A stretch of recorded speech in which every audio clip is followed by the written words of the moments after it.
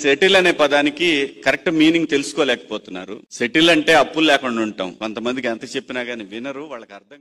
నాకే ఎందుకు ఇలా అవుతుందని ఒక్క మాట గుర్తుంచుకో. కాలం మంచి ఆటగాడికే పోటీ ఇస్తుంది, కానీ చేతగాని చౌటలకు కాదు. ఆడి చూడు, గెలుపు చాలా గొప్పగా ఉంటుంది. డబ్బు ఉండాలి. డబ్బు లేకపోతే ఇక్కడ ఏమీ చేయలేం.